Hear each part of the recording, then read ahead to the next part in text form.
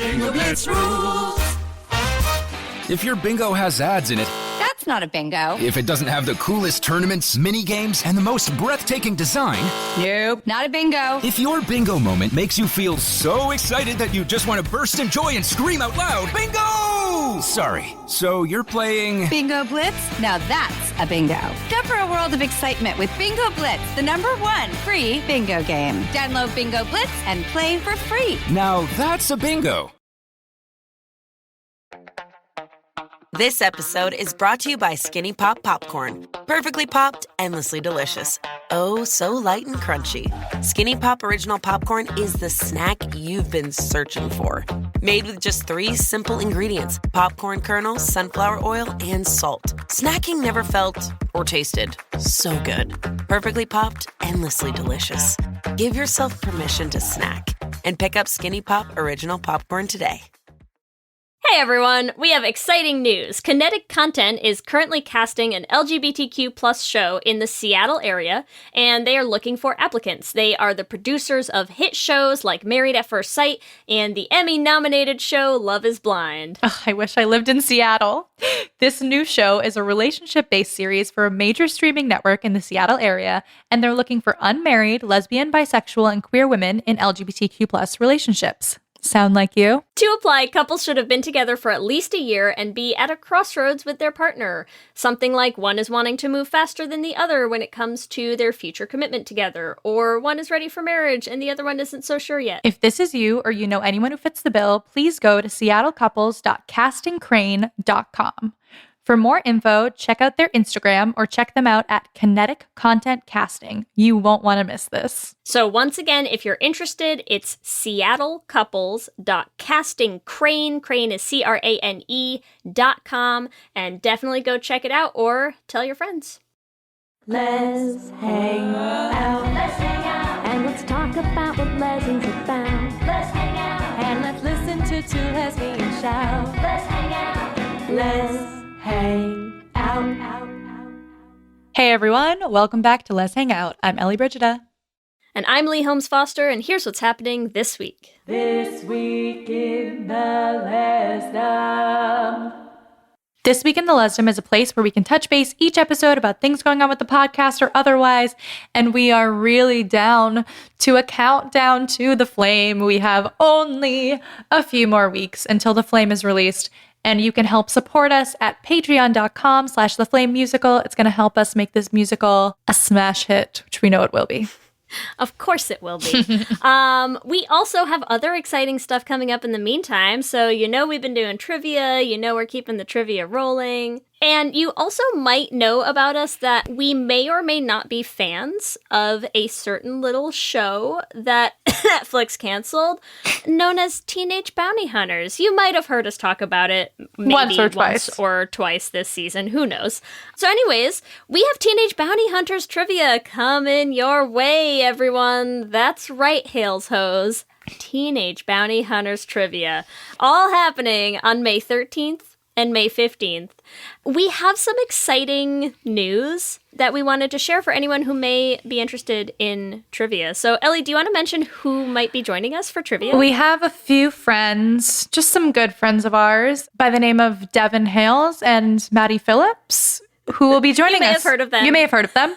And we want to spread the Stepbro love, so Devin will be with us on Thursday and Maddie will be with us on Saturday. If you want to come to both, we won't stop you. To be fair, they're the same questions. If you want to come to both and not spoil the questions, cool. But yes, we are very, very excited. Devin and Maddie have been so good to us and to the fandom. And so they're going to be coming and reading some questions and hanging out with all of us for trivia. Super excited. It's going to be a blast. We're excited. They're excited. You're excited now, we hope. So, we'll see you May 13th and May 15th for trivia. We're also going to be at the LGBTQ Family and Influencers Summit on May 22nd and May 23rd. So make sure you get those tickets. I'm pretty sure they are up now. So for all you New York queer people out there, the cubby hole is open again. And I would just like to say there was an article written about it that cracked me up. There's a whole outdoor section that they've added, and they said a strong butch carpenter created their outdoor wooded off section. So that if that isn't a lesbian bar in New York City, I do not know what is. As should only be expected. Yes. Also in the Greater Les universe, we hear that the founder of Curve magazine was able to raise enough funds to buy the magazine back. We know almost nothing about what the behind the scenes of all of this is, but we are always in favor of, queer people getting to keep the content that they have created. So congrats, Curve magazine's founder. Good for you. That's what's going on this week. Back to you, Ellie and Lee. Thanks, Ellie and Lee, and welcome to our 64th installment of Should Have Been Gay. Oh, it was fun, it was great, but it should have been a little more gay. And in this week's episode, you can do it! You can do it all night long. Honestly, Rob Schneider's greatest role yet. I think it's like the most gift moment from the movie, right? Yeah, it's perfect. I'm going to say it's a tie between that and the do you want me to kill them sign.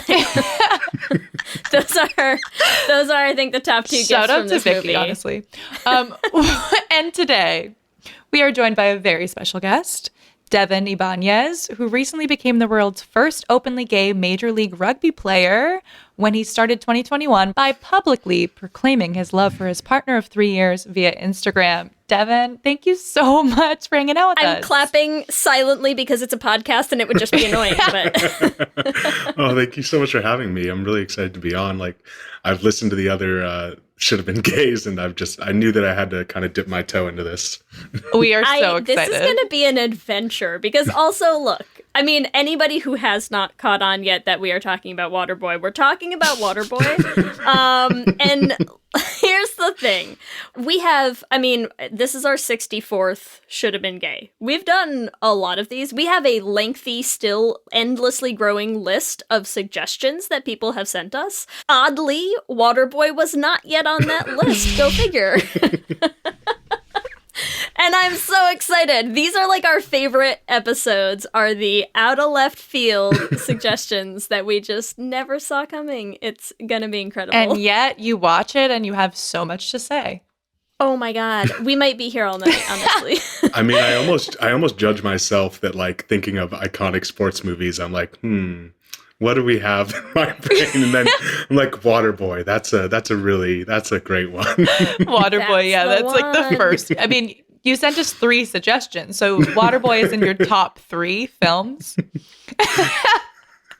I don't know what it says about me, but it spoke to me. I think we'll talk about that a little more. Yes, but we it spoke to me will. more than I would be willing to admit. Except you are going to admit it for an hour. We're bringing in all the details. In this episode. Let's talk a little bit before we start about you and your journey, because I mean, you reached out to us to tell us about your story as one of the first openly gay Major League Rugby players. And of course, we were like, that's amazing. Yes. We need to have you on. So tell us a little bit about what that was like for you. Yeah, so I actually came out like right at the start of 2021 or 2 days before.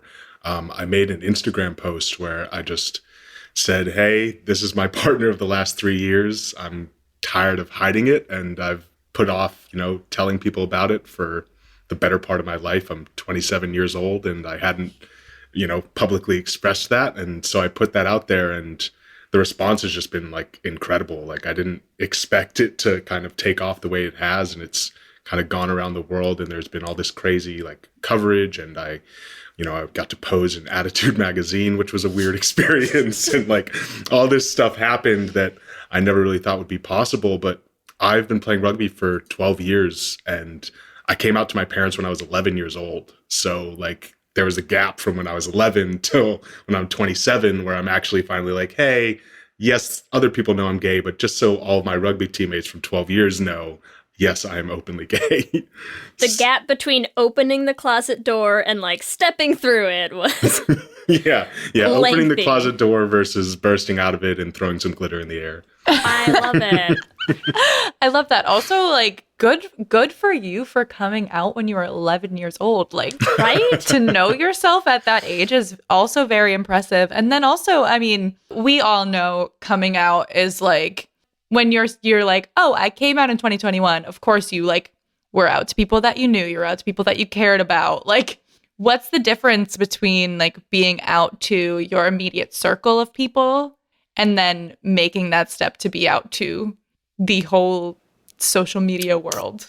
I think the big thing for me was it was such like an intentional choice by me, right? Like I said I knew at 11 years old and told my parents. So I fully accepted and knew that I was gay and even comfortable with that fact to a degree. But linking it up with rugby was like something that I very intentionally did not want to do, right? Like rugby was a place where I found a lot of success and where I kind of felt the most myself and knew most of the people in my life from.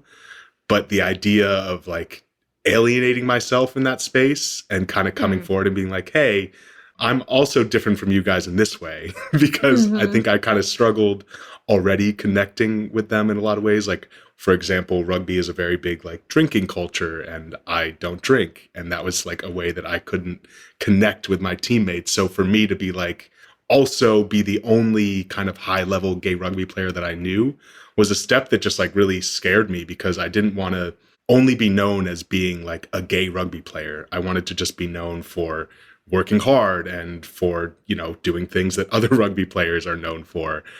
So I think it was a really long journey for me to get to the point where I felt like I could be proud of that and not feel like it had to be connected to how successful of a rugby player I was.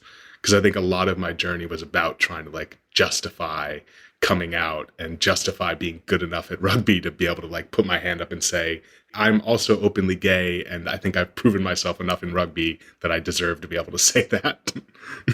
So there was no pressure, is what you're saying. Like, zero pressure.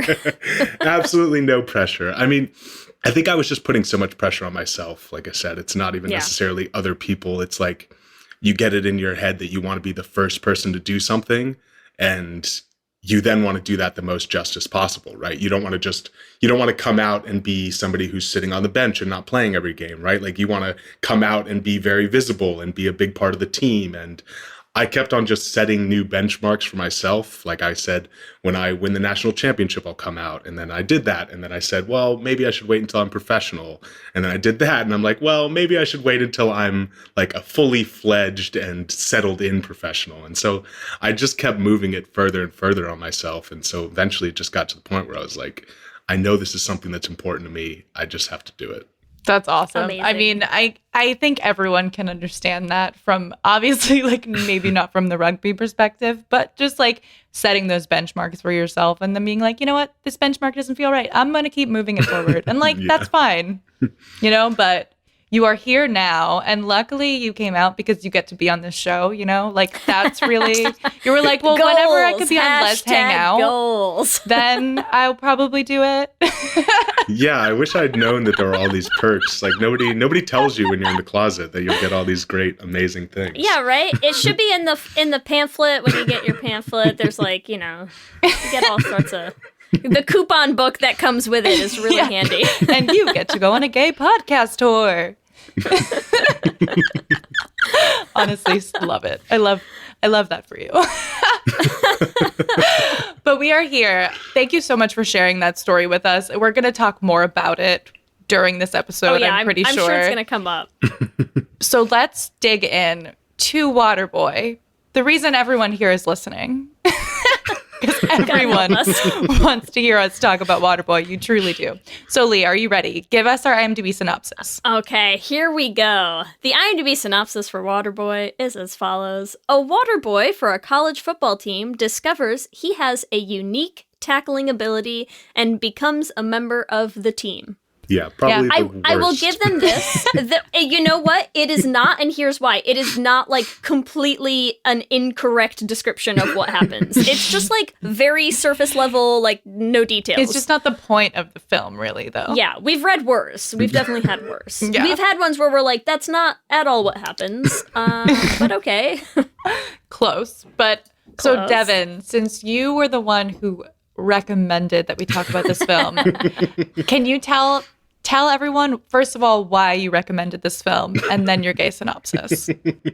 So the reason I'd originally mentioned this film for one that we could do is I really related to the idea of just like harnessing all this rage and putting it into a tackle is like something that for me was like so just like a clear, obvious parallel between Waterboy and just like me. Like you are Waterboy. I am the Waterboy. But in all seriousness, like throughout my career, it's just like something in rugby that I got very used to because it's such like a physical sport.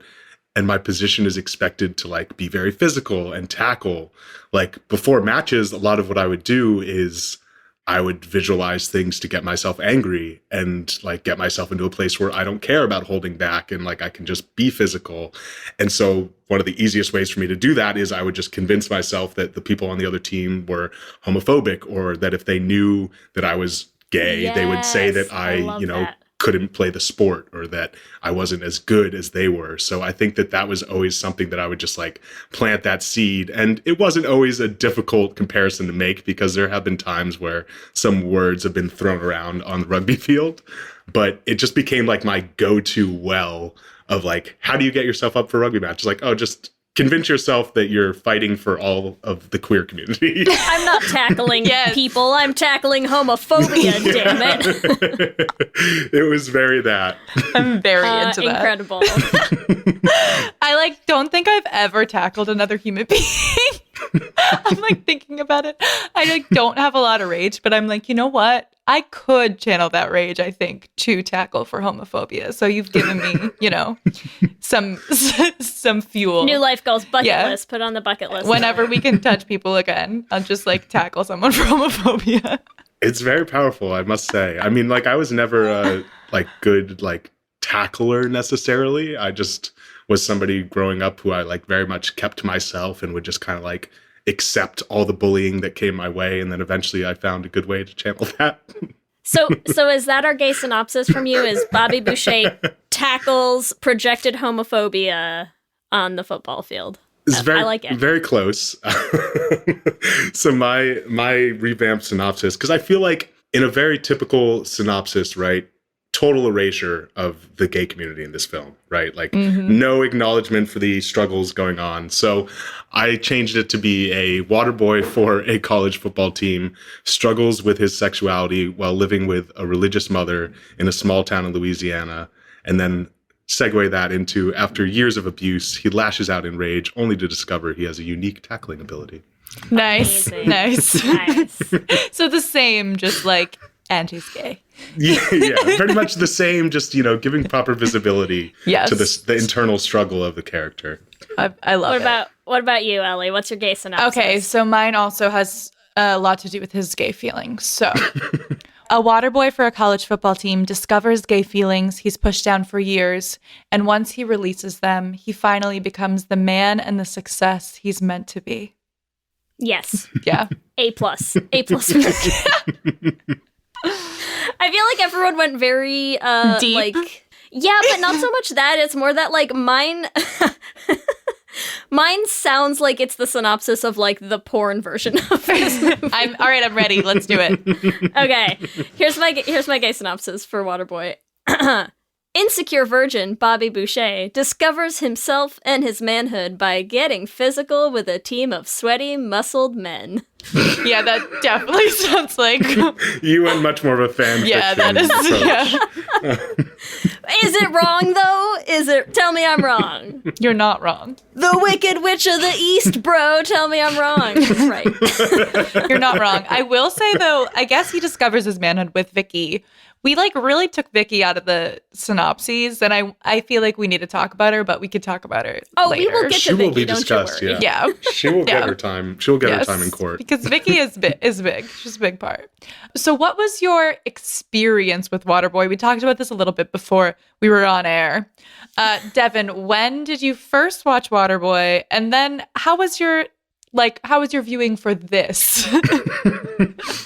I honestly think I must have first watched Waterboy when I was like 10 or 11, or maybe this was the film that made me gay. Maybe we found it. This is your root. Yeah, maybe this is there seems too much of a coincidence. But yeah, it must have been way back then, because that's when Adam Sandler just decided he was going to make like 20 movies in 2 years. And It was the suits, right? It was those crazy, like, the colorful, bright suits that he wears. That was what did it. What's your favorite Adam Sandler movie of this era? Is it Waterboy? is it Waterboy? That's a great question. I don't think it is. I honestly, like, Happy Gilmore is just such an iconic film. I would be so, I don't think I could erase that and replace it with Waterboy. But also, there's a lot of rage Billy there Madison. too. So Billy Madison's another great one too. I do like Billy Madison. true. I'm like Little Nicky. That's mine.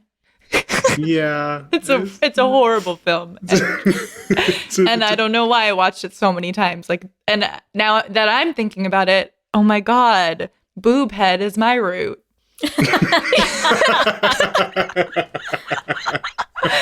Damn it. Ellie's like, we're just gonna veer off course here and talk about Little Nicky for a bit. I know, I'm so sorry. We don't need to talk about this. Is not Little Nicky should have been gay. So what was your We experience? can come back to it, Ellie. If you want to add it on the list, we can, we'll save it for another time. Come back. Little So Nicky, what- I feel like, is one of those films that is like stuck in perpetuity, playing on televisions on loop. Yes. It's just like TBS.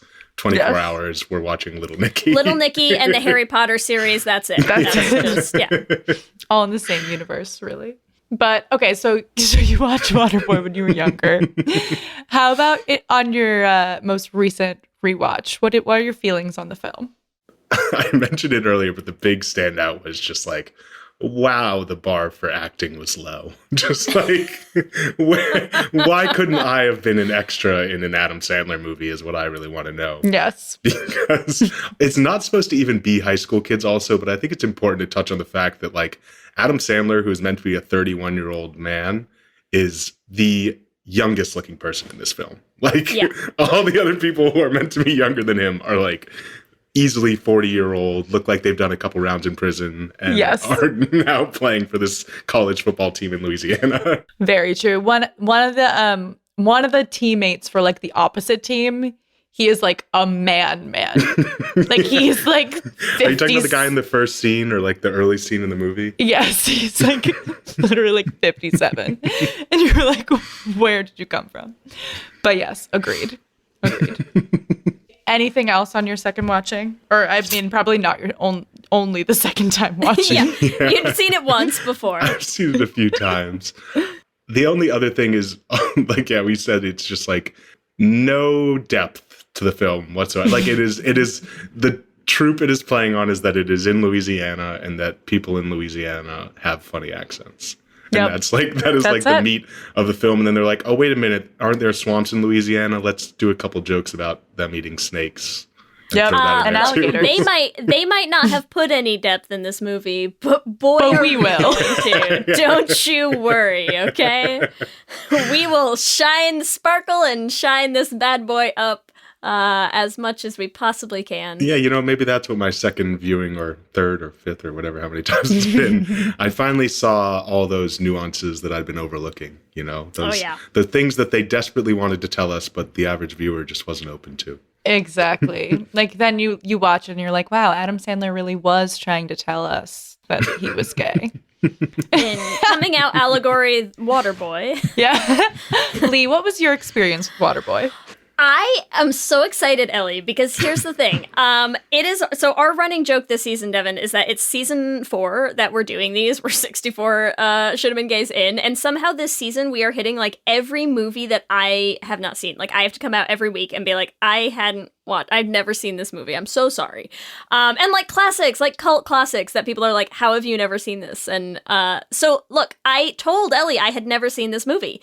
And I was wrong because I watched it again. I assumed that there were, like, I know some of the scenes from the GIF and, like, I kind of know the gist of the movie. But there were definitely things when I was watching this that I was like, no, I have 100% seen this scene before. Like, not the whole movie felt familiar, and so I feel like I must have had, like, someone had it on in high school, or it was on at, like, a sleepover, and I wasn't paying it, like, attention or something, because there were definitely things where I was like, no, I 100% have seen this movie before, at some point in my life, and remembered none of it ever happening, so take that, listeners!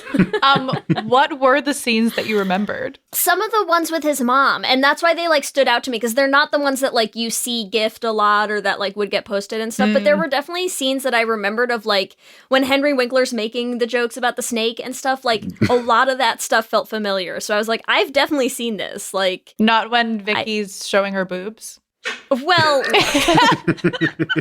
I feel like that would have left more of an impression. That one has been ingrained in my mind for 25 years. It would have left more of a mark, I think. So that didn't feel familiar. I don't know, but yeah, a lot of the scenes with Mama felt. Some of those I had definitely seen before, so I'm very proud of myself for this. You can't. Yes, I love how Devin, you're talking about like the bar for acting is so low, and yet Kathy Bates is in it. Who's like Dude, Kathy Bates and Henry Winkler, like undeniably like great stars. actors in this film. Stars. You're just like, what is happening? Maybe that's what made everyone else seem so like noticeably awful, is they were just alongside these like actual good actors. Yeah. I mean, who looks good next to Henry Winkler? Nobody. The man's a star. What do you want? Colonel Sanders wasn't like the best actor I've ever seen. Like, I don't know who is. So you remember some scenes. I'm sorry, Lee. I don't know why. Like, this movie is really like bringing some things up in me. I was very happy that I did not have to come out one more time and say I've absolutely never seen it. I had seen it. Watching it again, it has aged. It has aged, yes. In certain ways. It is old. It is by far not as bad as I was afraid it was going to be going into this viewing. I have a lot of thoughts that we're going to dig into. I'm excited. What about you? What's your experience, Ellie? My family, like, are, I feel like, just huge Adam Sandler people. Like, I have seen every single one of Adam Sandler's movies, even that stupid Hubie Halloween film. I had to watch it because it's like this new one on Netflix. It's honestly horrible. And I still had to watch it because, like, we just, like, it's ingrained in me. Like, anything Adam Sandler does, you watch, and you, like, watch it over and over and over. Which is why blink twice if you need help. I know. Honestly, save me. I had to watch it. It made me. No, but I actually watched Waterboy so many times. Would quote it constantly. And I feel like the one quote that I would constantly do, which is why I keep bringing up Vicky, is just like, Vicky loves me and she showed me her boobies and I love them too. And I would constantly like say that line. And now, why do you think that is? And now, just let's dig in now. And now we're here. I'm gonna get out like now a clipboard and a But I will say on this new viewing, I actually am really happy that we're talking about it because I saw I noticed a lot of interesting things, and there actually is some gay in this film.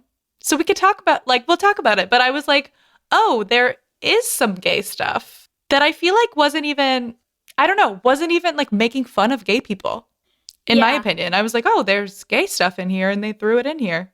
There's some of that. There's also like what I actually do love, and the reason that I think some of these just off the wall suggestions that we get sometimes end up always being our favorites is because we do an awful lot of like should have been gays. The episodes that we do, we focus a lot on like the non-canon ships that people like see. You know, like you have your Brazilian Isles, and you have your like Rachel and Quinn in Glee and the things that you're like, look at the chemistry the actors have. But then you also have this like completely different category of should have been gays, like this, that I love, that is like, we'll talk about some of the gay stuff, but that's not what I think is the most interesting part of this as a should have been gay. The most interesting part of this as a should have been gay is the allegorical stuff. The stuff where you're like, you don't even know maybe that you're telling this story, but like this story resonates with queer people for very specific reasons. It's a big coming out story. It is, and like that's the stuff that I want to dig into, because it's fascinating sometimes when like straight movies like trip their way into yes telling our stories without meaning to, and you're like, ha ha, you don't know what you've done, but we will tell you. Also, before we start in the actual like talking about the should have been gays, I found this fact online that really got me, and it especially Devin, with what you said about acting. Adam Sandler for Waterboy won both an MTV Movie Award for Best Actor and a Razzie Award for Worst Actor. No, he did not. Are you for serious? this film. Because when I looked on IMDb for the synopsis, it was like 6 awards. And I was like, what awards did this film win? Oh my God. And I had to look at it. So he got Best Actor and Worst Actor. Teen Choice Award. What else did it win? Yeah, it did. It won like a Teen Choice Award. Oh for, yeah, like, it must best have. comedy It or must something. have. And, oh my God. And then another like shitty awards or something. Like it is just like perfectly encapsulates why this movie is great and horrible. It's polarizing. Yeah. Wow. Yeah. So that just honestly got me, and I needed to share that. This episode is sponsored by BetterHelp. And as we head into Thanksgiving time, I want to start by thanking my wife, Kelsey, who has not only listened to just about every episode of this podcast for 8 seasons now, but who also is the only reason I'm able to make time to record it every week. She takes the kids, gets them dinner, and gets them ready for bed just so that Ellie and I can come on and yell about gay things into each other's faces for an hour. So here's a reminder to send some thanks to the people you're grateful for in your life, including yourself. I've been in therapy for a long time now, and one thing that's so important about therapy is how it teaches you to be more intentional. And being intentional about gratitude and how to show that to the people you appreciate is just one of the many benefits that I've gotten from therapy over the years. If you've been thinking of starting therapy, consider giving BetterHelp a try. I know how hard it can be to find time for regular therapy, and BetterHelp is designed to be flexible and convenient for your schedule. You can fill out a brief questionnaire to get matched with a licensed therapist, and you can switch therapists at any time for no additional charge. If you want to start being more intentional about gratitude in your life, visit betterhelp.com/letshangout today to get 10% off your first month. That's BetterHelp, HELP.com/letshangout. Let's hang out. You chose to hit play on this podcast today. Smart choice. Progressive loves to help people make smart choices. That's why they offer a tool called Auto Quote Explorer that allows you to compare your Progressive car insurance quote with rates from other companies. So you save time on the research and can enjoy savings when you choose the best rate for you. Give it a try after this episode at Progressive.com. Progressive Casualty Insurance Company and Affiliates. Not available in all states or situations. Prices vary based on how you buy.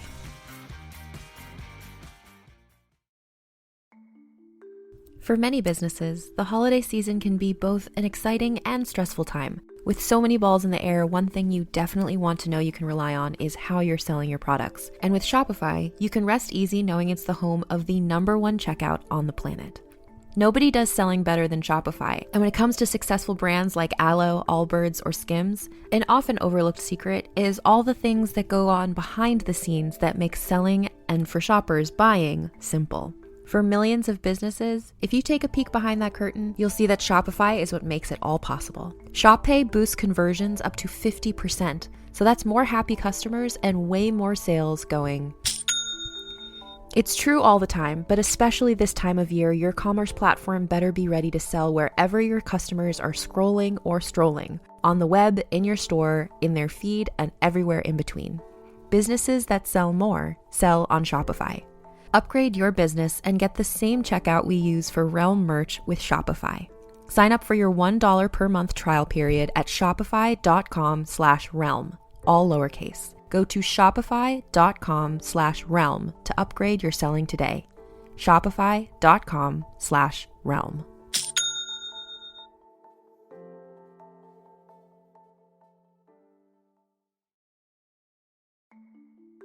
For many businesses, the holiday season can be both an exciting and stressful time. With so many balls in the air, one thing you definitely want to know you can rely on is how you're selling your products. And with Shopify, you can rest easy knowing it's the home of the #1 checkout on the planet. Nobody does selling better than Shopify, and when it comes to successful brands like Aloe, Allbirds, or Skims, an often overlooked secret is all the things that go on behind the scenes that make selling, and for shoppers, buying, simple. For millions of businesses, if you take a peek behind that curtain, you'll see that Shopify is what makes it all possible. Shop Pay boosts conversions up to 50%, so that's more happy customers and way more sales going. It's true all the time, but especially this time of year, your commerce platform better be ready to sell wherever your customers are scrolling or strolling, on the web, in your store, in their feed, and everywhere in between. Businesses that sell more sell on Shopify. Upgrade your business and get the same checkout we use for Realm merch with Shopify.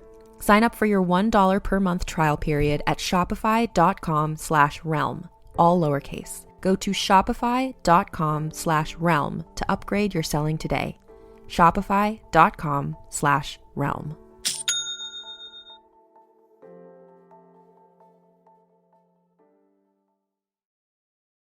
With both of you. So let's talk, Devin. So why do you think this film should have been gay? Let's start from the beginning. All the signs are there. Just like, from the very start. Like, even the absolute first scene of the movie is the Waterboy, who's like shown as this like awkward, unathletic person who's just like on the sidelines of a sports practice, just like doing the best they can to fit in and like help out, but they're not actually like participating in the sport. And it starts literally with Waterboy getting like not a death threat, but like basically the next best thing, which is just like basically says like, hey, weirdo, you should go kill yourself, which is like, I feel like as gay or queer people, that's something that a lot of people can relate to, of like that kind of crowd alienating you in that way, of just being like, this person's different. Like, we should encourage them to harm themselves and get them to fuck off. Like, that is just how the film starts. So straight away, it's very clear that like this character is not accepted by masculine straight culture. Like, they do not fit in whatsoever. They cannot get anybody to respect them. And like the rest of the film is just him trying to connect with his like straight counterparts and not being able to bridge that gap, and just like being different, but not really understanding exactly why he's different. And even once he starts like succeeding in athletics later in the film, he's like, but I should fit in now, but I still don't fit in. And I think that's all due to the underlying gayness that we're about to get into. He's a mama's boy. He's different somehow. He's, it's so, like same thing. That first bullying scene where I was just like, why would queer people relate to this? Like, especially like gay men, I'm like, what would possibly feel familiar about this? I can't imagine. Yep. About this like toxic masculinity, not wanting to like take in these people who are different. Yep. Yeah. And then you also, like you mentioned the mother as well. Like, the mother is like the perfect stereotype for this kind of film. God. Growing up in the South, you've got this like, it's like you said, it's a mama's boy, right? You've got this beautiful bond with your mother, and the mom wants to protect him, but, also doesn't want him to be with any woman and doesn't want him to meet anyone else, wants to be the only person in his life, essentially. And there's this whole like thing where the mother is very traditional and believes all these kind of strange things and superstitions, and gets to this point where she like fakes illness because she's like, what, your lifestyle is killing me. Like, you playing football is killing me, Bobby. Like, that is it's hardcore flashbacks to like the X-Men, like, have you tried not being a football player? Kind of like that coming out sort of connection. Well, and the thing with, I'm like, what's his mom's name? His mom's name's Helen, right? Helen. Yeah, because I remember when you say, who's Helen? Yeah. But the thing with Helen or Mama, too, is that everything is the devil. Yeah. Oh my God. Right? So, like, you also have this, like, overprotective mom, and there's this story arc with her as well. Of, like, if you look at Bobby as, like, a little gay man, Yep. she's like, don't talk to little girls, they're the devil, but, like, substitute that out for, like, little girls, little boys, right? Like, don't, like, he's like, I met a really nice boy at the creek. And she's like, no, you can't. I know you're a little gay boy. Like, stay away from the boys. Like, you're going to be a virgin forever. And, like, you can't tap into your sexuality because it's the devil. Dick Clark's the devil. Like, everyone's the devil. Dick Clark is the devil. I am sorry, but come on. That is the line that honestly made me laugh out loud when he said it. Like, A, because the delivery was actually pretty great, but also because I was like, oh my God, that is like so perfect for this homophobic mom who is just desperately trying to like, I'm gonna steer you on the right path. Like, don't do that. Dick Clark, the devil. He's not a handsome man. Like, can't you just see it so clearly? It's so, yeah. It's also like she doesn't outright say like gay people are sinners or like this lifestyle, but she does something that is pretty much exactly that and says that astronomy is another tool of the devil. Yes. So that I think is a very clear cut. Just saying, I like, don't like nope. confrontation. I'm a Virgo. Oh my God. I had the deceased. biggest visceral reaction to the astrology in this film. And that's why, too, I have feelings about Vicky. I think Vicky is such a queer character. Yeah. Like, such a queer character. She loves astrology, first of all, and talks about it incessantly. I'm like, also, like, what queer person hasn't been like, I think there's like a meme that's like, if your son or daughter like texts you what time they were born, like they're trying to get laid. And I'm like, literally, that's what happened. Like, she's trying to see if she's compatible with Bobby by like figuring out his sign. I'm like, that's just so gay. It's so gay. I think it's also, like you said, very much so a queer character. And I think that it's plays in perfectly to this like trope of like, okay, Bobby can connect with one person and this person is like this very queer woman in his life. But there's also this awkwardness because it's like they're the only people who connect with each other. So they're not sure, like, am I attracted to this person? Is this like a potential relationship? But really what it is they're just finding out, in my gay version of this film, finding out that they're best as friends. And Vicky is just supporting him to be himself. And she's still working on kind of figuring herself out at the same time. Really, because I had a very similar but just slightly different take, because I totally read Vicky this whole movie as like, Vicky, I mean, look, I'm sorry, but she's like, oh, I just broke out of jail. Let's talk astrology and I'll soup up your lawnmower for you. I'm like, a dyke, a whole dyke right there. Like, I'm sorry, what? And so I have this whole theory that like she's very, very gay and is like totally pretending, like playing naive to be like, oh, Bobby Boucher, let's find that manhood, huh, honey? And like, they are 1000%. She's just going to be like, let me slowly push you into discovering how gay you are, right? Because she's like, look, boobs. And he's like, wow, that was great. I really enjoyed that. Please go away now. I got to take care of my mom, you know? So I feel like she is just sort of like, not so gently like shoving him into being like, see how you don't actually have any sexual interest in me whatsoever as I throw myself at you wantonly, even though I'm also very gay. Like, that's how I like to read that interaction, because I can vibe on that too. I also could just see them both as bisexual, because also this is one of the best lines. Like, when Bobby basically says he's bi, and like doesn't realize he's saying it. Like, he literally says, I see lots of girls. I see lots of guys too. And this is why I say, like, they're not even making fun of it. Like, it's obviously like it is a joke. However, how is it received by the person who he says it to? She's like, oh, that's awesome. That's sexy. Oh, one So out of sexy. two. 1 out of 2. Because Yeah, the the other other girl's one's like, reaction bye. is just like, ugh, like, whoa. So I'd say To they'll be fair, get. though, she walks away after he says he was with Coach Klein and his mother, which, like, I can't blame her. No, for that's that. when I both mean- of them walk away.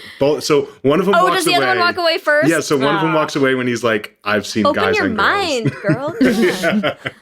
But I do still like, okay, yeah, 1 out of 2. But still, you do get the perspective of someone who's like, it's hot.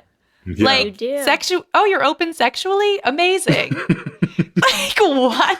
Not bad for, backcountry Not bad Louisiana. not bad for the time. Not bad. And I was like, oh, okay.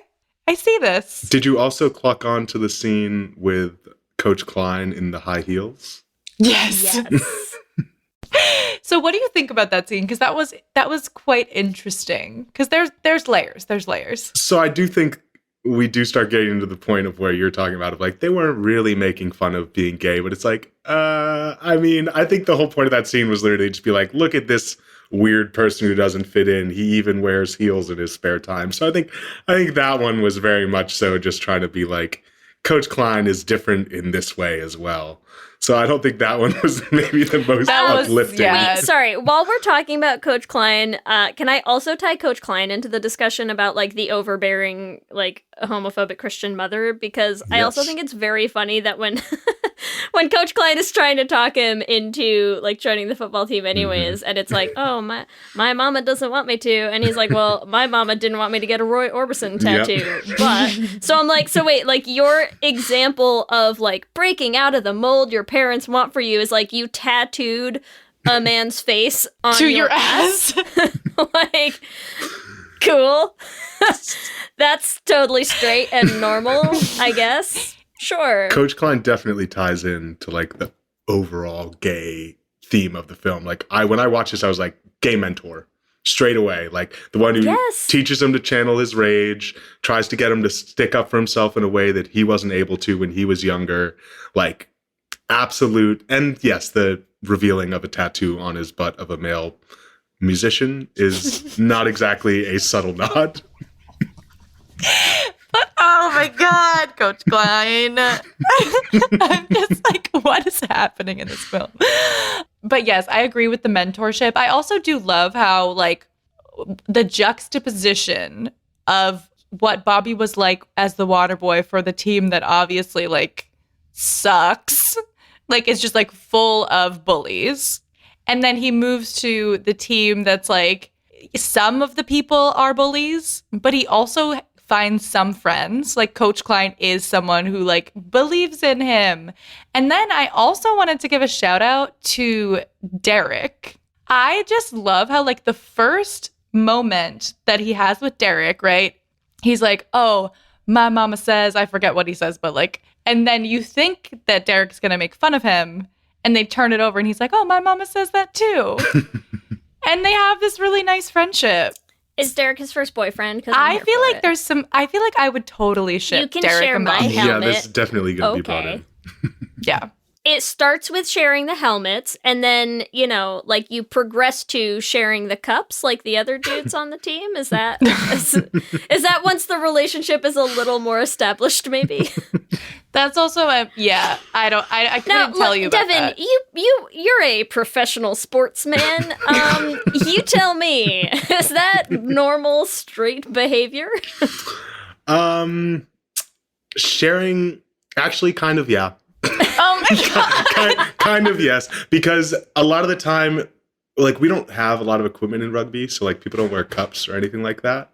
But a lot of the time, if somebody's, like, forgotten a mouth guard, I swear to God, people will be like, you can use mine. And they'll be like, oh yeah, cool. They're like, it's not molded for you, so it won't fit, but you can still wear it. And they're like, oh yeah, that's great. So I feel like that's more intimate than a helmet. Yeah, that is Or, that is but so then intimate. a cup, though, is it? Then a cup, maybe not. But Yeah, I don't have, that's I like feel the middle ground. I feel like that's the most intimate equipment. Let's that rank would be them. We'll shared. create a ranking system of intimacy. This is so like interesting to me too because like obviously like when you're talking about people sharing mouth guards like pre-COVID, and I'm like, oh my God, like the shit we used to do. You're like, yeah, take my saliva, put it in your mouth. I mean, I guess that's just kissing, but We're just going to talk about baby birding every episode these days, aren't we, Ellie? yes, we are. But what else do people think about Derek? Because that was their first interaction, but I feel like there were more. I have one important Derek quote that I also want to bring up, which is towards the end. We're like jumping all over the place on this movie, but we can't help it. There's too much. It's too exciting. I want to talk about at the very end when Bobby shows up at halftime. And Derek has this line where he goes, "Let's wait till later to hold hands and kiss. We got a bowl game to win." But it's not really said like sarcastically enough for me. He's just like stating a fact. He's like, "Boys, we can't all stop and make out right now. Like halftime's over. Let's just like save it, park it till later. Okay? Like rain check, we'll come back to that." And I'm like, okay, sure. Do we think that's intentional or it's just like a product of the acting we have discussed? I don't care. I am making it canon, so they all spend time holding hands and kissing at the end of the game, whether you like it or not. That's what happens. I could see it. I can definitely see it. Yeah, I think that Derek was definitely one of the ones who I mean, I think I will say Derek is going to have a prominent role in the shipping conversation later. But, Oh yeah. But I think that, yeah, straight away Derek, and this was something that I also related to, was like, now you've got like the two marginalized people on the team, right? Like, first of all, there's only like 7 characters that they develop in the entire movie. Let's start by like just throwing that out there. Like, so when I say that Derek is the only like Black character that they develop, he's also one of only like 7 characters, if we're being fair to the movie. True. There's a lot of extras for like people who actually matter. Well, and everyone is kind of just like very one-dimensional, like, you are Colonel Sanders, you are cross-eyed guy. Like, it, you know, they don't get a lot of, there's not a lot of backstory. Well, come on, like, what else does he do, you know? Yes, you are 2 gay cops. Yeah. Well, I guess it also speaks to the fact that, like, we've talked about already a little bit about the "you can do it" line from Rob Schneider is like one of the most iconic roles in the film, and he's in 3 scenes. Yeah, and we know nothing about him. And he has more backstory than most of the characters. Like, we already get it. We have a better sense of him and what he's about. We know he's got some weird, bloody hobbies, you know, like, well developed as a character. Yes, there are not a lot of highly developed other characters. You know, we do get at least some of the story of Mama, which is nice, you know, like, it's kind of nice to get some of the backstory there and find out a little bit about, like, the missing father figure, which, like, I also feel like we could do, like, a whole episode on on your missing father figure and your giant gay childhood.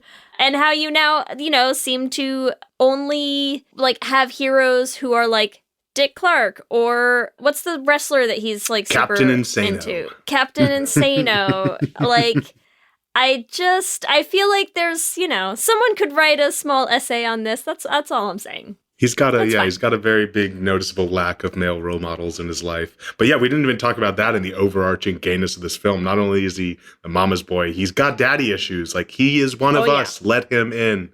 Like, do not erase him. I'm like, daddy issues? Who has them? No one. Well, and it's such a big thing too, because it's like that, I think, is supposed to come up in the context of, like, his daddy issues, but what ends up becoming the running theme throughout the movie is, like, you're barely even a man. Where's your manhood, you know, and all this stuff, and you're just like, oh, that's where we're going, okay. Also, like, what does it mean to be a man if Bobby's not a man? I mean, well, I think that's why it was such an obvious, like, relatable thing for just, like, queer people who have ever tried to play, like, a masculine sport. Is like, that's all that it's about. And that's the insults that you get are ones that are trying to say that you're less of a man than the people you're around. And, like, that's literally all the messaging that Bobby gets throughout the film. And then it gets to the point where he starts succeeding and he's doing well in athletics. And he's like, that's it. Like, that means I'm a man, right? I'm more manly than everyone else. And they're all still just sort of like, well, no, we still don't see you doing these other behaviors that we identify as being, you know, alpha male or masculine. So even though you're the best football player here, we still don't see that for you.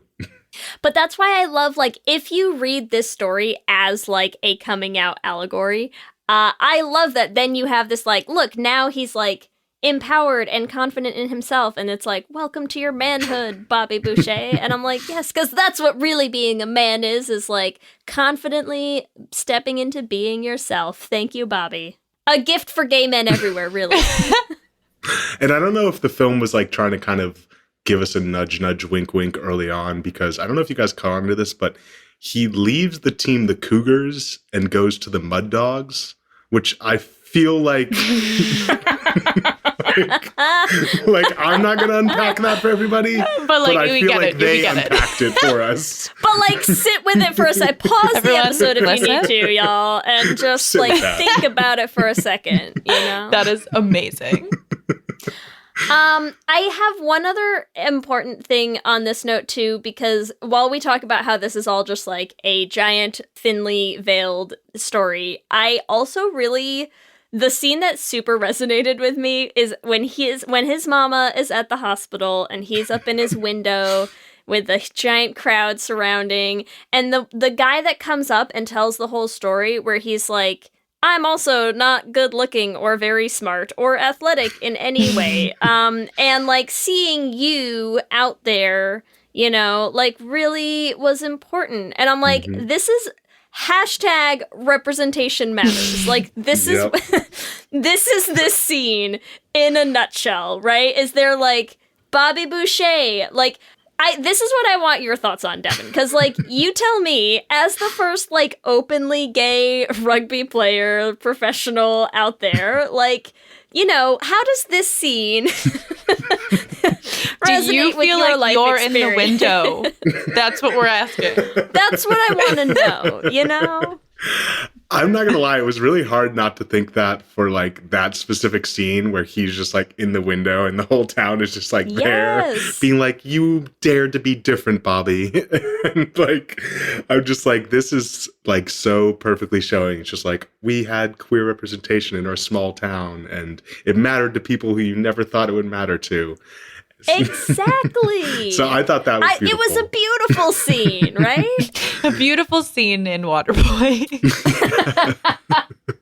Look, we're taking what we can find, okay? Well, I mean, that is why I was like actually like sort of like pleasantly surprised when I was watching it, because like I am making fun of it, but it is actually a nice story about acceptance.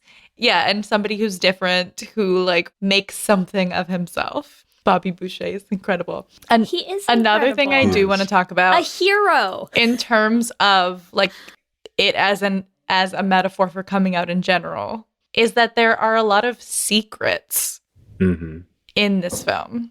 What mama doesn't know won't hurt her. Yep. All of that kind of stuff. So I feel like there's like a big coming out thread. And on that same note, Ellie, I also love right after the whole scene, the representation matters scene out on the window, when she finally like kind of tells him the truth, right? And they have this moment where she's like, I hid you away from the world, Bobby Boucher. And she's like, you know, oh, I didn't want to let you be yourself and let other people see you for how great and wonderful you are. And I didn't want people to like see the real you and all this stuff. And it's like, like that's a, you know, like same thing. I mean, cast that as a coming out story and you're like, oh, I'm emotional all of a sudden for Waterboy. But that, and then similarly at the very end of the game, because they have this whole like, you know, the peanut gallery of the two announcers during the whole like final game that they play, and the scene at the end where he literally is like, oh my god, he's like the hero of the game, quote, and he says, and it's because he didn't hold anything back, you know, which like I get how they were like trying to say it, but this is how I read it, is I'm like, no, like you be your true authentic self and like that makes you the hero, you know. Look, I'm just saying there's a lot hidden in here, that's all. There is, and there's also like, did you catch on when they were talking about how Bobby's like, I want to go to college and I want to make friends and be myself. Didn't we all, Bobby? Didn't we all? I can't wait till I get to go to college, yeah, and be free. I was on a call with some colleagues, like some of my coworkers the other day, and one of them was mentioning something about Smith, and she was like, oh, I would never have wanted to go to like an all-women's school, and I was like, you missed out. So sorry. I also wanted to go to college and make friends, I don't know. And have it be literally the only All options women. for friends are women. I'm just saying that I hear you, Bobby Boucher. Samesies. Who would have thought I know Devin, you relate to Waterboy. But like, did you expect that like Lee and I would relate to Waterboy, you know? I did, because like I said, it's a queer story that transcends all corners of our community. I think just absolutely across the board. It's just things you never expect you'll hear in your life, and yet here we are. Like, I'm just envisioning like Waterboy goes to a film festival, you know what I mean? And like that's the quote. It's like a film that transcends for the entire LGBTQ community. Premiering at next Wicked Queer Festival. Yeah, exactly. Oh my god, it's so good. There's also, I mean, I know we think Vicky is a queer woman, but even still, so let's say another option is to recast Vicky in as a gay man. The forbidden love between the two of them, if you make it like legitimately Bobby is in love with a man who is Vicky. I don't know what Vicky's name would be. Victor, come on. Love Victor. Then it like, you know, it's like he literally like sneaks this boy into his house. And he's leather clad boy. Yeah. Yes.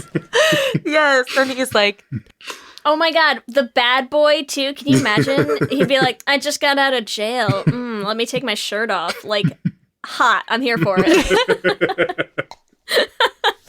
I also feel like it makes so much sense to have Victor be this like out and confident gay man too, because the fact that Vicky's character is so like in front of his mother is just like, Bobby, you sexy man. Like Deputy Dog really does it for me.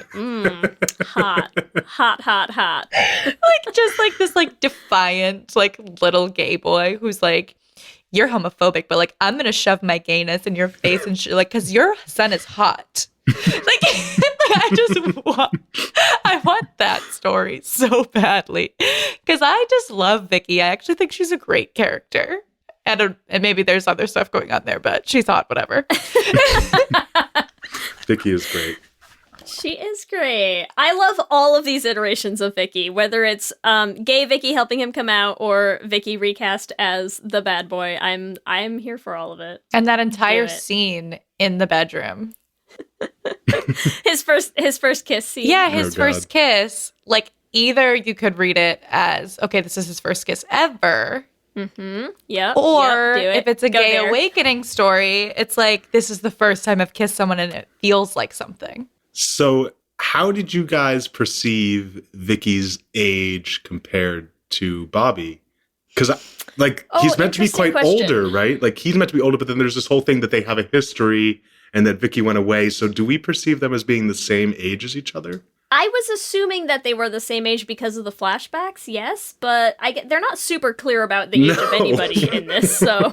They're not. Well, the only age they make clear is the fact that Bobby is 31, which in theory would be like 10 years older than a lot of his teammates. 10 years older than is like, so, oh my God.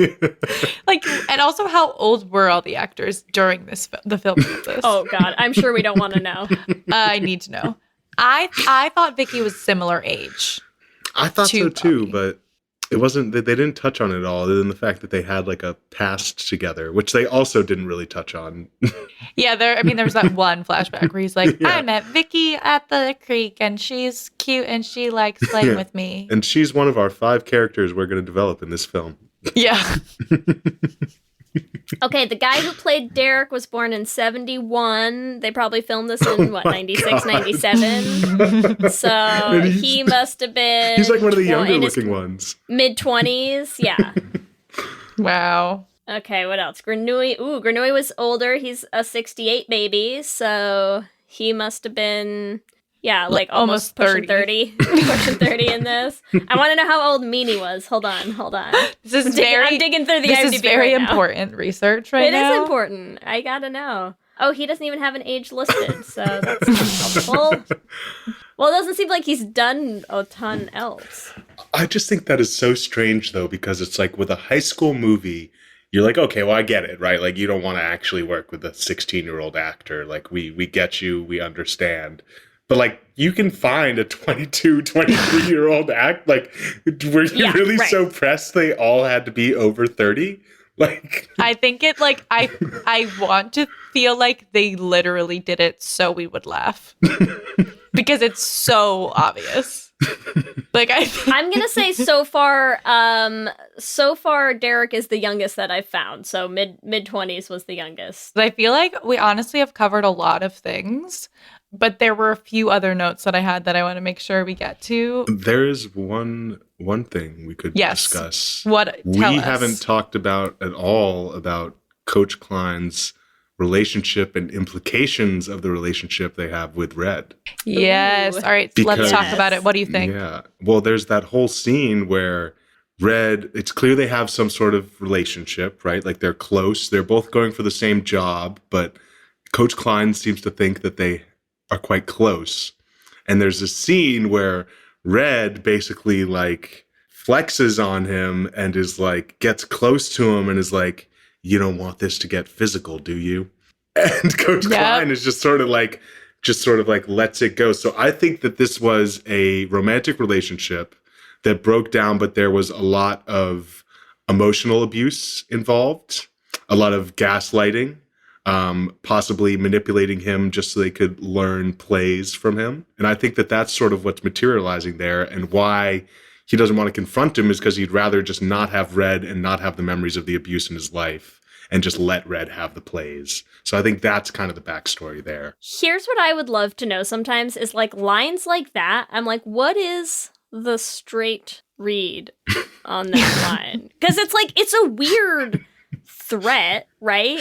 Like, it's not a super explicit threat. It's not like, give me the book or I'm going to beat the shit out of you. Like, it's just like, you don't want this to get physical, and they're both in like with their like with their giant froze and their like. I mean, it's just Alone. Yeah. It kind of leaves a lot to the imagination. I'm gonna say so. Yeah, definitely. I mean, and I do like the read of it as like an abusive ex, because obviously, like, it was not a positive relationship. No. But even the fact that like when he comes to show like, oh, Waterboy didn't even graduate high school, Coach Klein disappears. Yep. And like, if that is not the reaction you get when you see your ex and you're like, I cannot be at this party. Like, I need to leave and I'm going to go cry under my desk. He's like, I haven't talked to him literally since we broke up and I had a mental breakdown. Like, that's literally where he's at. I think that it's also like, and this is a thing that I just kind of specifically thought about, like from an athlete perspective. But I also thought it was really interesting that it's like he's teaching the Waterboy to take his fears and face them like head on, right? And channel those fears into like rage and turn that rage into physical performance, which like I fully relate to that and I understand that. But then there's this other interesting aspect where it's now Waterboy is teaching him to face his fears by disconnecting from that fear, right? By pretending it's something different and not leaning into the fear, actually leaning away from it so that he can face the fear. So I think that's something that I thought was a really interesting kind of like allegory for athletes, because a lot of athletes need to lean into a fear to kind of like get themselves motivated. Whereas other athletes, if they think about it at all, they just freak out and they need to stay very calm and need to stay very disconnected from what they're about to do. So I thought that was a really interesting kind of like piece of it as well. Yeah. And also I do feel like they're teaching each other all kinds of different things, you know, like there is like a give and take in that mentor-mentee relationship. That's like his father figure of sorts in the film. And then we do, you know, see his actual father at the end, and he gets tackled to the ground. And like, who doesn't want the catharsis of like their father who left them getting tackled by their mom? Like that was that was perfection to me. Take him to the ground, Helen. Yeah. To the ground. It all comes full circle. I love it. The other thing I wanted to talk about that, Lee, I think you had mentioned are Waterboy suits. Yes. Yes. I please. feel like, like everyone always says, like, nice suit, nice suit. Like, Waterboy is like the one person on the team who has a sense of style, who has some fashion. And who's vibrant with it, right? Like, he's not just like, oh, I'm in like a clean, nice suit. Like, no, he's like fucking teal in your face. Here I am, pink, head to toe. Like, we're just never gonna touch on that? Please, come on. We have to. But yeah, he's fabulous. Bobby Boucher is I didn't even get into that whole thing. So like this other aspect of this character that they're very clearly trying to make him like the gay character is he's like super, super anal about small details, right? Like he's like the most put together person when it comes to water. Like water is his thing. He's got an outfit. He's got his devices. He just like fully throws himself into this hobby that nobody else cares about, which nothing could be more relatable for a gay person. I think like that is like absolute top tier relatability. And when I saw that, I was like, wow, they really like made no qualms of like, this is a gay character. We're just not going to tell you they're gay. Honestly, like so much. And that's why I love when we do, number one, I love when we do ones that like guests recommend to us. Cause obviously there was like a lot that you can relate to and had to say about this. But also, like, when we just, like, are like, oh, we hadn't thought of that before. And then you watch it and you're like, yeah, 2 hours later, we have plenty to say about this super gay character. Now I wonder how many other Adam Sandler films are gay. We will have to, maybe dig in, but, like, not right away, please. I know, I'm sorry. Next season, Lee. Next season's only Adam Sandler films. Oh, God. No. So... Devin, did you have any other things that were very gay about this film that we've missed? There's one, it's not necessarily a really gay thing in the movie, and it kind of intrudes on the shipping territory, but it's okay, it'll segue we'll us right in, so bring it. I do think that there is a understated relationship in this film between Farmer Glenn and Coach Klein. Oof. Farmer Glenn is the one you don't understand, but is extremely supportive of Coach Klein, always there, always with him. I think that part of the reason Coach Klein feels comfortable in this team setting is because Farmer Glenn is his rock. Wow. Also, I can't believe that we haven't even touched on his nipple piercings. I'm sorry. I just need to talk about that moment at the end of the Bourbon Bowl when he is like shirtless, full glory, like just having a little moment to himself, watching his team win this football game. It is, I feel like we should leave him some privacy or something. I don't know. Touchdowns really do it for him, But I do love the Farmer Klein pairing as well, because like, you're right, like we can understand what he's saying, but I feel like Coach Klein always understands, right? Like they have this unspoken understanding. Like they have this language that only the two of them speak. So you're right. I could definitely see that. Wait, doesn't he leave him to take care of everyone at the party or something? Yeah. Like that whole party scene. And it descends into an orgy. It's fine. Yeah. I mean, we don't even need to get into like what they do behind closed doors, because like it's definitely like quite kinky. But yeah, now that you've mentioned it, I can't unsee it, and it's definitely there. So on that note, I know. Let's start with that. Let's transition into that as our first ship, is Coach Klein and, well, okay, only because I have the IMDb page up still. It's apparently Farmer Fran. Farmer Fran. Farmer you're Fran? right. How dare you fact check me? I'm so sorry. It's okay. I was like, yeah, I couldn't even tell I'm you just the like name. very like OCD about tiny little details. The PH was not exactly right, so Farmer Fran. Farmer Fran, which honestly rolls off the tongue a bit better. And is also, I feel like, a gayer name than Glenn. Fran is a very gay name. It's like super gender neutral. You know what I mean?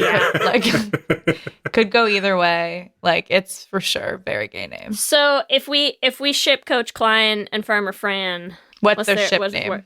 What's their ship name? That was not my main ship, so I haven't thought of them with a name yet. Let's see. All right, we'll go on the spot. Farmer coach, clan, Frine? Frine. You could do frine. Frine, farm, Farmer Farch. coach. I think farmer coach. Farmer is just a coach. perfect, Yeah, just keep you know, it just- simple. All right, so who's your if they are not your main ship, who's your biggest ship in this? Biggest ship, 100% is gotta be Derek and Bobby. Yeah. Yes. There's like, and that was literally the first scene I saw them together. I'm like, cool, we've got that sorted. Love interest out the way, done. They're so cute together. Tell me you do not have Dobby written down in your notes. Come on. # Dobby. I ship it. I was gonna do Barrick. Dobby. The one that I changed to though, because I wanted to be a little bit less like an actual name, was Darabi, because I think it's a little bit more of like a, more of like a fancy kind of feel to it. Yeah. There's two different names there. You're not just like, oh, they're not exactly one person. They're kind of two people mashed together. Yeah, Darabi. I'm into it. My big ship is going to be Bobby and Victor, Yes. I'm so happy you did which that. is Bo Victor. Okay. What about Bobter? Bobter. Or if we want to actually, Victor also could be called Vicky for short. We could just do Bicky. Or if we use Boucher, I feel like Boucher is underused. What's Vicky's last name though? I wanted to work with Valancourt. Vicky Valancourt. So Bouchencourt. Valanchay. Yeah. Valanchay. I mean, there's Boucourt. honestly really good ones for that one. Boucourt. Boucourt. Yeah. I'm kind of, Bobby I don't Boucourt. know. I'm kind of here for Bicky. Also, what do we think of their wedding at the end? Beards. I think beards. Yeah, very thrown in there as well. It was like a very shoehorned in scene. Right? They're just like, and Bobby's a man now. And yet, they still have not consummated. It's going to be an interesting night. Even before they got married. She's like, wait till tonight. He's like, what happens tonight? Fully unaware. She's like, we sit down and I show you gay porn and we learn about ourselves. She's like, okay? I peg you, like literally. I mean, honestly, probably yeah. For that relationship. That's like 100% what happens. And I wrote the porn synopsis, And now we all know the Waterboy should have been gay. Should have been gay. On that note. Yeah. Incredible. Bobby definitely in that relationship. That makes a lot of sense, especially with the expressed bisexuality. Exactly. It's already known and accepted. He has no shame about it. Exactly. I feel like they would just like, yeah, they'll have a blast. That is a lot of ships, but how do we feel about like a way, way outside ship? Just keeping in mind this is the era of Stacy's mom. How do we feel like Vicky and Helen might come together? Wow. Knowing a that dark horse pairing indeed. Exactly. Keeping in mind, like I said, there's this kind of overwhelming feeling from Helen that even though she has this conservative background, she really wants to just kind of break out of that and really explore new things, and seems to have this sort of weird chemistry with Vicky about like competing. And there was tension. That heat in that scene. Yeah, right? there was some of tension like, there, I think. Oh yeah, that has given me goosebumps because I really do feel like imagine now Vicky saying all those things, but she's like saying all these sexual things, but she's winking at Helen, and you're like, wait, what? Oh my god. Yes. But also, what a more Vicky thing to do. Like, that is the ultimate rebellion, right? Yes. Make it be like the, oh, I'm totally going for your son. Last minute veer. Actually, I was into you. Actually, it's you.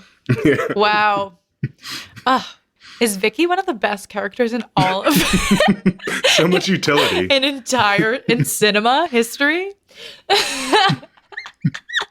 Oh God, I love her. They really are the only two female characters in the whole movie, though. Like, yeah, those are literally the only two. Except for the girls at the party who are like, "Oh, bisexuality's hot," but yeah, like any ones that have personalities, lines, yes, lines and a name, names, yeah.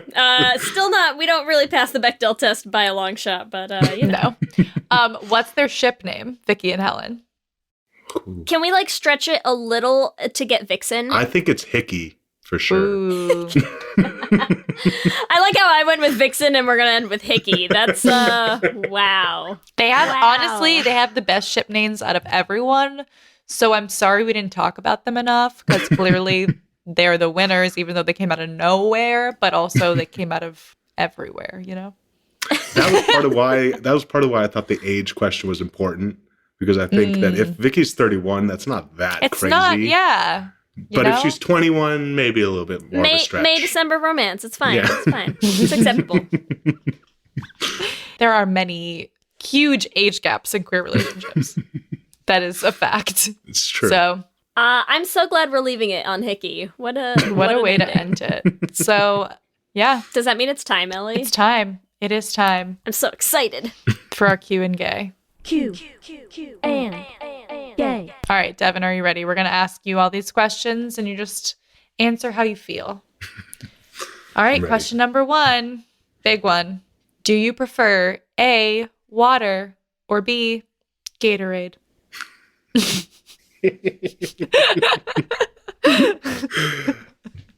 I prefer Gatorade, but I know Bobby Boucher is going to burst out the wall and Yeah, tackle you're me going to right get now. tackled. What's your color? What's your flavor? If we're going traditional, it's red, but if I'm throwing an outside one in there, I really love the white glacial cherry flavor.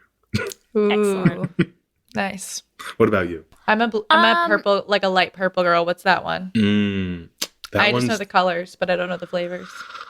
that's another one of the glacier flavors. Yeah, I think it's a glacier one. I was always like the ice blue in high school. That was always like and then I don't know, I kind of feel like it's just the red, whatever, like the fruit. Is that fruit punchy? Yeah. Something like that? I like the red one. The red one's a classic. Classic. It's yeah. good. Yeah. Okay, question 2, The hard-hitting Devin. What questions. would be the devil you'd have to avoid? A sport, B, girls, C, tattoos, or D, Dick Clark? The devil I have to avoid. You know what? I'm gonna say tattoos, just because I've got the nice Jewish mother, and probably have to stay away from those tattoos. Don't want There you to go. upset anybody. No Roy Orbison on your behind. I get that. All right, question number 3. This is a very specific question. I don't know how many other people are going to answer this one. But 3, are you an out LGBTQ athlete? A, yes. B, no. Or C, to most people? That would be a yes. I am recently an out sports athlete. Amazing. Incredible. I was curious what questions you were going to be able to come up with for this. Oh, specific don't ever doubt movie. us. Yeah, do not ever underestimate Q and gay. Question 4. If you had to channel all of your anger to tackle someone, who would it be? Who would you see to channel your anger to tackle? A, your arch nemesis. B, your parents. C, your teacher. Or D, a politician? I would say arch nemesis, because there are definitely enough bullies that I could pick up on throughout the years that I could just insert in there. I thrive on, what's weird is I thrive on negativity, but at the same time, that's just something you tell yourself when you're not getting a lot of positivity. You're like, well, I'm going to use it in a positive way, and that's fine. You're like, yeah, I thrive on this. This is what I'm used to. It's like, well, I think if somebody told you you were doing a good job, you'd also feel pretty good. Like, you're doing your best with what you got, and it's gotten you where you are. So you made it positive. All right, question number 5. Are you ready? What position would you play on a football team? A, quarterback. B, wide receiver. C, linebacker. Or D, kicker. Definitely linebacker. I don't have much utility besides tackling and just. You are Bobby. I know. I relate to Bobby. Yeah, I relate to just. You're throwing just yourself there in to get physical, is what you're saying. Yeah. Okay. Very much so. We see you. I just relate to throwing yourself into a tackle with no actual form. Just fully, just full speed, jumping off your feet. Going airborne, I relate to that. I love it. I was like saying this morning when I was looking at your articles, I'm like, I need to go see a rugby game now. I'm like, you do. literally play. Where does the New England team play? So the Free Jacks home stadium right now is actually in Weymouth and Union Point, so it's a little bit of a hike. But when I'm playing at the club level, I play in Malden. Nice. Yeah, I mean, both of those are actually super close to me. So the next Right game you around the play, corner. let me know. I will come. Gotta get out to a game, Ellie. Get I will out come. there. I will, and I will see you tackle. You will definitely see a lot of that if you come to a game. It's 90% of what I would be doing. Bobby Boucher Is it funny style. if I just feel like I have to insert now that, like, I mean, like, live, like, I have never, this is the I went to a women's college experience. I have never been to a rugby game with men playing. Which did you say you went to Smith? I didn't go to Smith. We were talking about Smith. I Okay. went to Mount Holyoke. Okay, well, so I went to UMass Amherst. I saw So, yeah. on your article that we shared before. Hey, Pioneer Valley, we see you as well. Yeah, so there are definitely a lot of women's only rugby games going on there. That makes sense. Yeah. So there you go. And next, if I am ever, out in the Massachusetts area during a season, I'll have to go too. Just, really broaden my horizons, I think. Why not? Yes. Please do. Well, and that does bring us to where can people find you on social media? And also where can they find you to watch you do your thing?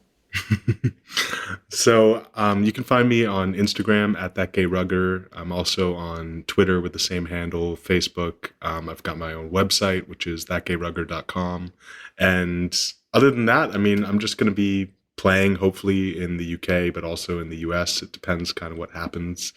And I'm trying to just do as much kind of activism and advocacy as I can. For those who don't know, there was a recent ban by World Rugby that banned trans women from participating in international competition. So I've been working with an organization called Rugby for All to try to kind of spread awareness of that, but also push back on World Rugby and kind of mount some pressure to let them know that, like, hey, it's not really cool when you just decide to exclude an entire portion of a community for no reason. I'm clapping silently again, but yes. So I'm going to be doing a lot of that. So if you just kind of keep an eye on my pages, I've actually got a fundraiser that's going to be coming up soon where we're going to try to fundraise a bit, specifically more against the anti-trans legislation going around right now, because that's a little bit more pressing than the World Rugby issue at the moment. Yeah. Awesome. Amazing. Thank you so much for hanging out with us, Devin. This has been so fun. It was a lot of fun. No, thank you guys for having me on, and also for doing a sports movie. I think we did choose the right one. I for really, sure. I really do think we did. Let me hear you say hip, hip, hip, hip, hip, well, yeah. We love hearing from all of you, and we love continuing to build this community, so we just like to shout out some of our favorite things that we've heard every week. And this week, we want to shout out 2 people who have reached out to us on social media. First, Erica, who mentioned that she had listened to our episode with Mari on, just being gay and alone during the pandemic, which I think was probably relatable for a lot of people, and mentioned how much they loved the episode and how lucky they've been to have their dog and this podcast, which, sounds like a great setup to me. I think that sounds A+. I'm honestly A+ very setup. honored to be even put in the same category as your dog, so thank you. Right? So much for that.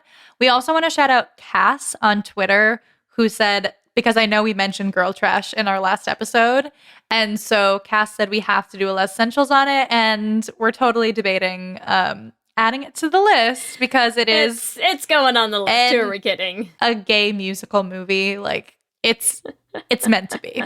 So thank you for that suggestion, Cass. And as always, we want to thank our lesbian Jesus patrons, Mark Foster, Jess Klaus, Tanya Ferguson, Jacqueline Rose Nishino, Sarah and Julia, Carrie Ann Lawrence, Danny Gunluck Tamora, Brittany Ray, Alana Rosen, Tara Gleason, and Lizette Stye, and our King Princess patrons, Amy and Ellen, Leah Henley, Liz Shen. Evelyn Smith. Thank you all so much, and all of our Patreon supporters, because we could not keep doing this podcast without all of you. Remember, you can also find us on all the social medias, Instagram, Facebook, and Twitter at Let's Hang Out Pod. You can email us at letshangoutpod@gmail.com. Or you can check out our website at letshangoutpod.com.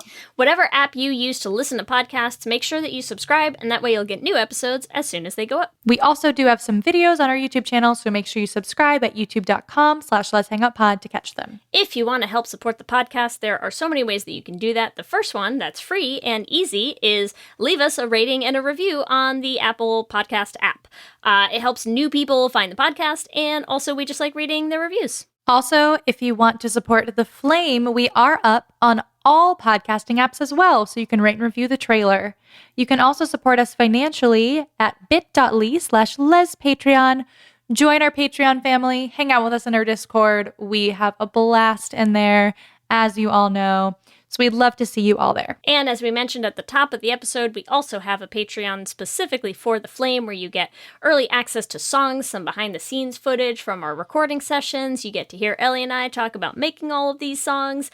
It's a blast. We're just going to keep rolling that with behind-the-scenes content and just extra footage and extra information and extra fun goodies as we start releasing the show. We can't wait. So you can find that at patreon.com/theflamemusical. We also have merch at bit.ly/lesshop. We are also doing Porch Pride again this year. So when we're talking about merch, we have our Porch Pride 2021 shirts up. There are some just like regular Porch Pride 2021. There are also some more fun designs. There is one particularly, it says Vaxxed and Unwaxed. So I feel like there's probably quite a few of you out there who are vaxxed and unwaxed. So if you want to get that, you can go to bit.ly/lesshop. Incredible. If you want to follow us individually, you can follow me on Twitter, Instagram, and TikTok at LSHFoster. And you can follow me on Twitter, Instagram, and TikTok at EllieBrigida. With that, I'm Ellie. And I'm Lee. And let's hang out again soon. Let's hang out.